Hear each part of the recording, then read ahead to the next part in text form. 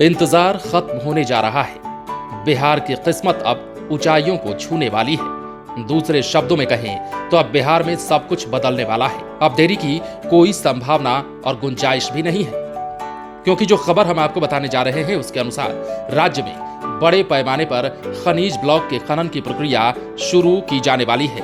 पूरी खबर विस्तार से जानने के लिए आप हमारे साथ वीडियो के अंत तक बने रहें।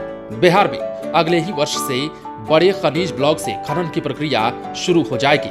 सरकार ने इस दिशा में काम करना शुरू भी कर दिया है। बड़े खनिज भंडारों के खनन की राज्य में अब तक कोई नियमावली नहीं, सिर्फ लघु खनिज भंडार खनन नियमावली ही है।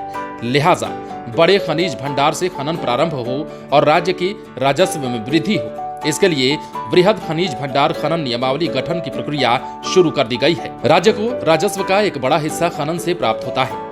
लघु खनिज नियमावली के तहत नदियों से बालू खनन, मिट्टी कटाई और पत्थर की कटाई की प्रक्रिया, राजस्व पट्टे का निर्धारण वगैरह होता रहा है। इस वर्ष केंद्र सरकार ने बिहार को कई बड़े खनिज भंडार आवंटित किए हैं। इन खनिज भंडारों में क्रोमियम, निकेल, पोटेशियम की खानें हैं। इसके पहले राज्य में जमुई में भी सोने का भंडार मिल चुका है। हालांकि सोने की खनन की अनुमति राज्य सरकार को अब तक नहीं मिली है। मंत्रालय की अनुमति के बाद ही सोने के खनन पर सरकार विचार करेगी। जानकारी के अनुसार केंद्र सरकार ने रोहतास में 25 वर्ग किलोमीटर में फैली पोटाश, औरंगाबाद के मदनपुर प्रखंड के करीब 8 किलोमीटर के दायरे में निकेल और क्रोमियम पाया गया है। लेकिन बृहद खनिज खनन नियमावली न होने के अभाव में यहां से अब तक खनन की प्रक्रिया प्रारंभ नहीं हो पाई है। हालांकि केंद्र से आवंटित खान का सर्वे कार्य लगातार चल रहा है। इसी बीच राज्य सरकार ने बृहद खनिज खनन नियमावली गठन का काम शुरू कर दिया है। नियमावली का प्रारूप तय होते ही इसे मुख्य सचिव के जरिए मंत्रिमंडल के विचारार्थ लाया जाएगा।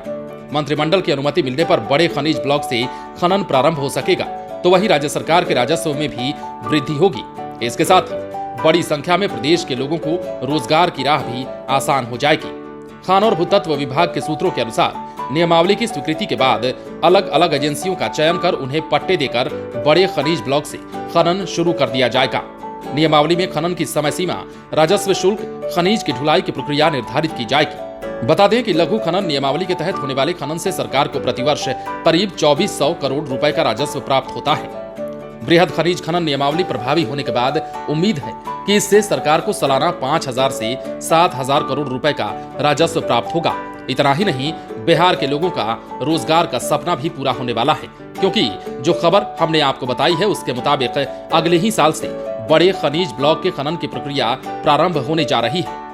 सरकार ने सबसे बड़ी बात तो यह है कि इस दिशा में काम करना भी शुरू कर दिया है। सवाल एक और है, सवाल ये कि जमुई में जो सोन भंडार मिला है, जिसके बारे में ये कहा जा रहा है कि देश में सबसे अधिक सोन भंडार यहीं बिहार के जमुई में है, तो उसकी खनन प्रक्रिया कब शुरू होगी, इसका जवाब भी लोग चाहते हैं। बने रहें लाइव सिटीज के साथ। यदि अब तक आपने हमारे YouTube चैनल को सब्सक्राइब नहीं किया है तो सब्सक्राइब कर लीजिए, ताकि हम आपको खबरों से अपडेट रख सकें।